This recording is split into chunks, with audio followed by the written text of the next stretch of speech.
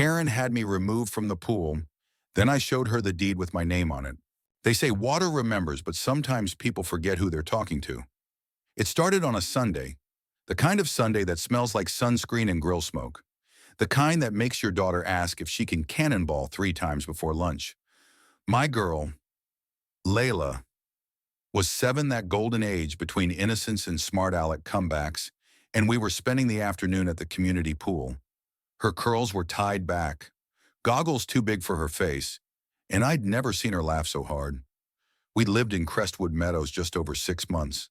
Big trees, big houses, and some very small mines. I bought the property in cash, after 12 years of legal work, winning some ugly housing discrimination cases. I was finally in a position to give my daughter the kind of life my mother used to pray for. That pool was part of it. We swam, we splashed, we raced from one side to the other until her arms gave out and she collapsed into my lap, giggling, water running down her cheeks. That's when I heard the voice. "Excuse me, you need to leave. Now." I turned.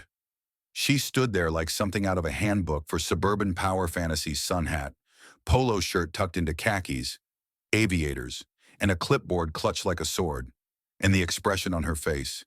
It was the kind of look people give you when they've already decided you don't belong. I stood slowly, keeping one hand on Layla's shoulder. "Can I help you?" "You're trespassing," she snapped. "This pool is for residents only." I blinked. "I am a resident." She ignored that, stepping closer. "I've never seen you before, and I know everyone who lives here." "Well," I said, trying to keep my voice steady, "maybe you should walk your block more often." That did it. She turned red. "Don't get smart with me. I'm the HOA compliance chair. This is a violation." "You're not law enforcement," I said calmly. "No," she sneered. "But they're on their way." The cops arrived 10 minutes later. By then, the pool had gone quiet. Kids stopped playing. Parents whispered behind towels. One guy had his phone out. The lifeguard looked like he wanted to sink into the chlorine. Layla clung to me. The officers were tense. One asked for ID. I gave it. The other asked for proof of residence. I offered to walk them to my home less than 300 feet away. Karen, because of course her name was Karen, insisted I be removed from the premises immediately. "Sir, we just need to verify." One of them said, "Would you ask my white neighbors to do the same?" I asked. He looked away. They escorted me and my daughter out, in front of a dozen people who said nothing. That night, I sat in the kitchen staring at the deed. My name was on it. My name. Not hers. Not the HOA's. Mine. But that wasn't the part that haunted me.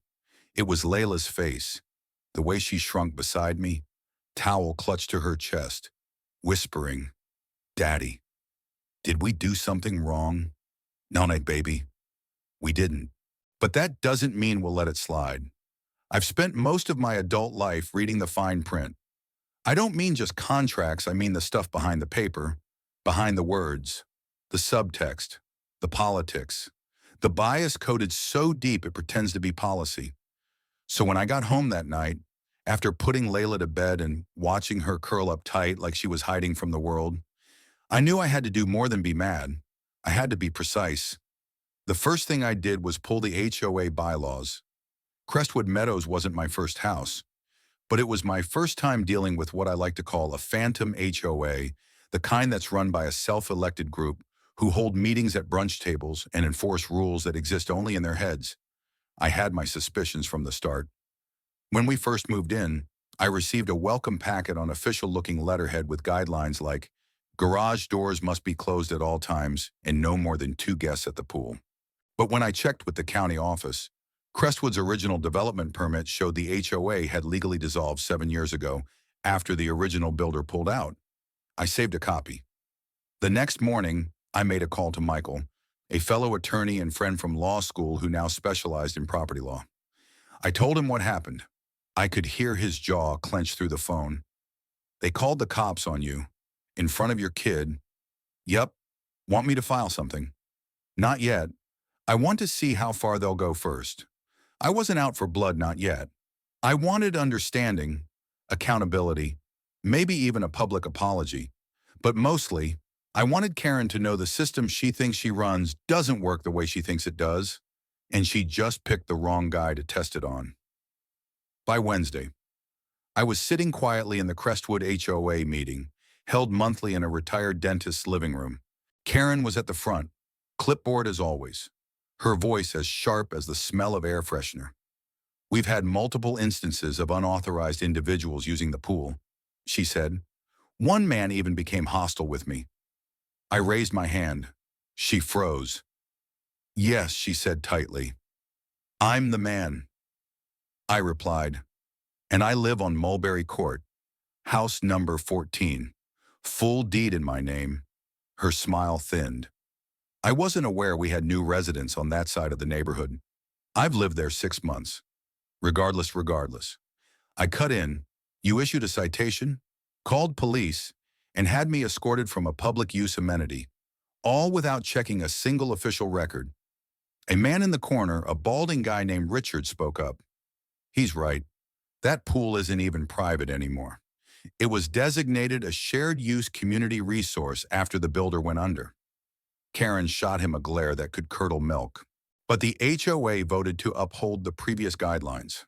"There is no HOA. I said, standing. The Crestwood HOA was legally dissolved in 2016. I pulled the articles of termination from the clerk's office this morning. You're not an officer of anything." The room fell silent. Karen tried to argue. "Of course," she said something about community standards, safety, and the greater good. But the damage was done. People were murmuring. Some folks looked embarrassed. Others looked relieved. A woman I hadn't met before stood and asked, "Wait, so I can paint my fence red?" I smiled. "Yes, ma'am. There's no legal basis stopping you."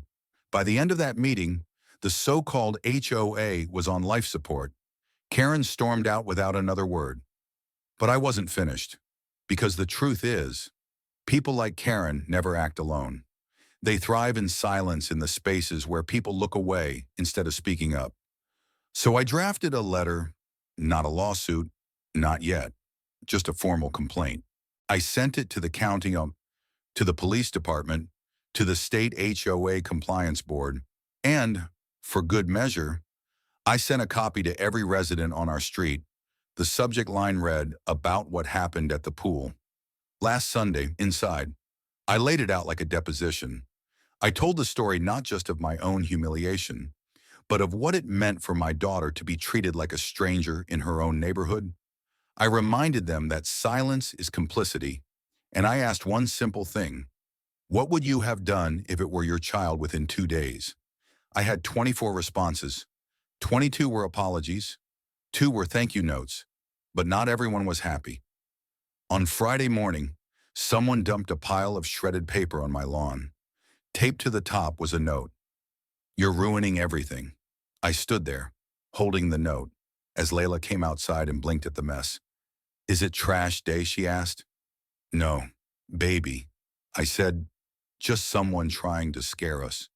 She looked up. "Are we going to be okay?" I knelt beside her. "We're not going anywhere." You'd think being publicly exposed as a fraud would make someone retreat.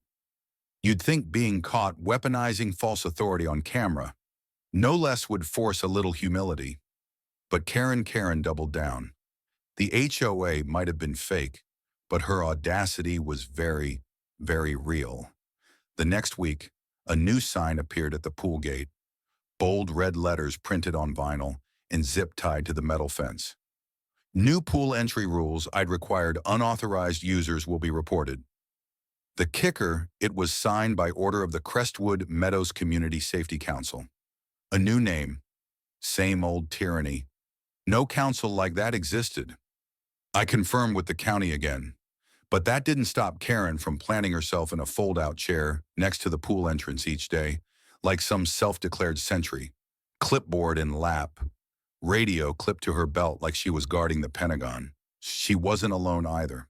2 or 3 neighbors started siding with her folks who'd stayed quiet during the meeting, but now nodded along to her lies. "It's about order." I overheard one of them say, "Not race, just rules." That word again, rules. The problem with fake power is it's sticky. It clings to the insecure, to those who'd rather believe a lie with certainty than a truth that threatens comfort. I didn't confront her right away. I gathered. I started logging dates, times, taking pictures. I asked other residents if she'd stop their kids. A Latina teenager named Eva told me Karen had made her wait at the gate for 20 minutes while she called to verify her family's address. She lived 2 doors down. I filed everything into a folder titled Karen Unauthorized Acts and False Authority, 2025. It wasn't for court, not yet. It was for the storm I knew was coming. And it came sooner than I thought. It was a Saturday afternoon. Elena had taken Layla to ballet, and I decided to go for a swim. My plan wasn't revenge, it was reclaiming space. My daughter's space. A public space hijacked by paranoia and entitlement. Karen was already there. Sunglasses on, arms crossed, lips pursed like she was holding in a sneeze. "You again," she said, standing. "Me," I replied, walking past her. "You're not authorized." "The council." "There is no council. I'll call the police." "Please do," I said. "I have paperwork for them too." That's when she lost it. "I'm not letting you in," she barked. And just like that, she lunged. She tried to grab my arm, physically block me from the gate. Bad idea. My phone was already filming. 2 minutes later, she was screaming at an officer again. Only this time, it wasn't me being questioned. It was her. And this time, the officer knew who I was. "Sir, I've seen the footage," he said quietly. "You've got quite a file. We've had 4 other calls about her in the last week alone." Karen shouted about neighborhood decay, about outsiders, about how the old rules kept this place safe. But the officer had had enough. "Ma'am," he said, "you are not law enforcement. You are not a council. If you touch one more resident or restrict access again, you will be charged with harassment and impersonating an official body." She froze. I thought that might be the end of it. But I was wrong, because the next day, something worse happened. A letter arrived. Not to me, but to Layla's elementary school. A formal complaint, accusing me by name of hostile behavior, erratic presence at community amenities, and inappropriate conduct in view of minors. It was unsigned, but I didn't need a signature. The phrasing was Karen's. The timing was too perfect. It was her last card, and it was a dirty one. I sat in my car for a long time after reading it. Not angry, just disgusted. Because when you can't win through rules, you weaponize fear. But what she didn't know was this: I was done playing defense. The thing about pushing a man like me is, I don't push back with fists. I push with facts. And I don't do it alone. When Karen crossed the line by dragging my daughter's name and mine into a slanderous complaint to her school, she made the mistake of thinking I'd roll over. What she didn't know was that my legal specialties include defamation, harassment, and civil rights. She also didn't know that I wasn't just angry anymore. I was focused. Monday morning, I met with Principal Rayburn in her office. She was professional, calm, but clearly uncomfortable. We didn't give the complaint any formal weight, she assured me. It was unsigned, no evidence attached, and frankly, strange. Strange how she claimed you'd commandeered community space and were disrupting the neighborhood's racial balance. Rayburn's face darkened. I shredded it. "But I thought you should know." I nodded. "Thank you." That afternoon, I went home, pulled out the folder I'd been building for 2 weeks, and started drafting. Not a letter, not a complaint, a civil suit.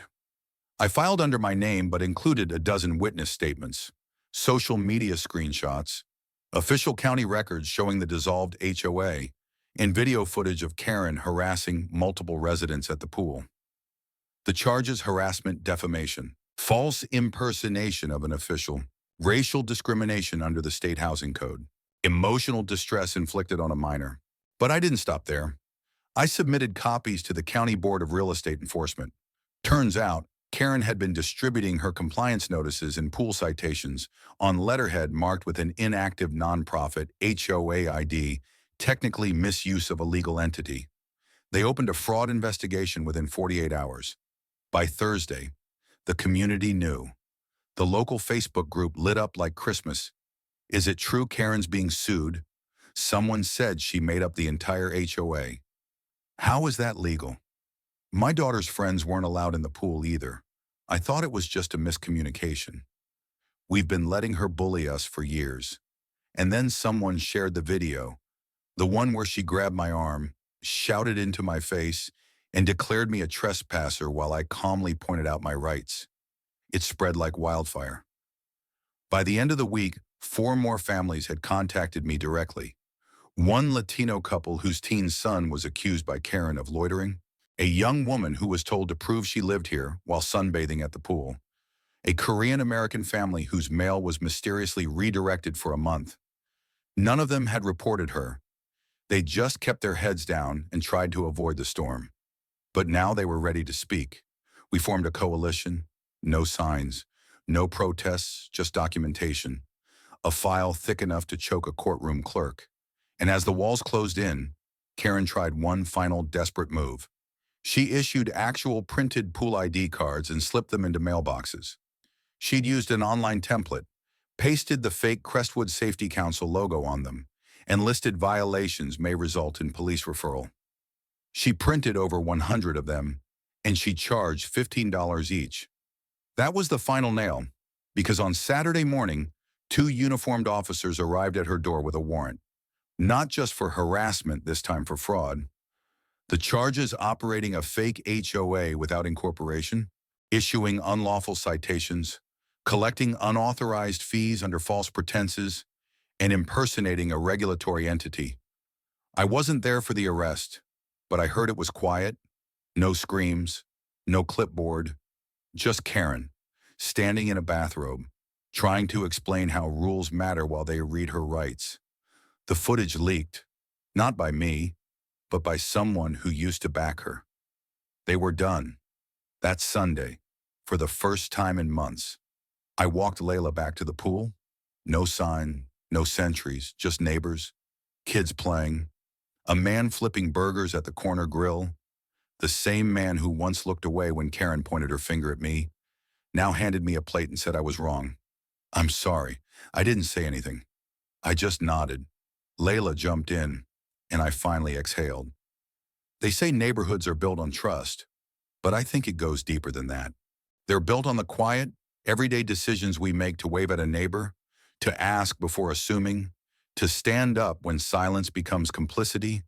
After everything that happened after the pool, the false accusations, the fake citations, and the civil suit, we were finally starting to live in a neighborhood again. Not just a collection of houses, a community. Karen Diane Karen Hartsfield, as court records later showed, was sentenced to 6 months probation, fined for fraud, and barred from engaging in any civic or community enforcement activity for 5 years. She quietly sold her home 3 weeks later. No one helped her pack. The family that moved in after her, the Woos, a retired elementary school principal and his husband, they brought cookies to the first neighborhood meeting and asked if we had any local volunteer groups they could join. The change was immediate. The Crestwood HOA was formally dissolved again, this time for good. The county issued a declaration invalidating all council activity, and a small committee of real residents worked together to write up voluntary neighborhood standards emphasis on voluntary. There were no fines, no clipboards, just shared respect. As for me, I declined to pursue the civil suit once criminal charges were filed. Not because I forgave Karen, I didn't, but because my daughter was watching, and I wanted her to see that strength isn't just about winning, it's about knowing when you've won enough. It's about knowing that the point of justice isn't destruction, it's restoration. And we had restored what mattered. One evening, months after it all ended, I sat by the pool again. It was quiet. Golden light danced on the water. A gentle breeze rustled the trees. Layla sat beside me, older now, not just in age, but in awareness. She didn't ask anymore if we were allowed here. She knew. I like it better now. She said, me too. She looked up at me. Were you scared? When it all happened, I took a long breath. Not scared, tired, but I knew we had the truth, and that meant we could fight. She nodded, thoughtful. Did it make you hate her? I looked out over the water. No, I said, but it made me never want to be her. Sometimes the battle isn't about one person. Sometimes it's about pulling out the rot that quietly eats at the foundation, the kind that tells some people they belong more than others. That silence is safer than standing up. That rules matter more than rights. We didn't just win a case, we reclaimed our space. The next neighborhood cookout. I stood next to the grill. Same spot Karen once called unsightly. Same corner where her fake signs once hung. Now there was only a chalkboard. What do you love about Crestwood? Layla wrote our pool. And beneath that, my dad. Have you ever been told you don't belong somewhere? You know you do. Have you watched silence protect injustice until one person stood up and everything changed? Share your story. Let's talk about what community really means. Because sometimes the most powerful thing you can say is, this is where I live, and I'm not leaving.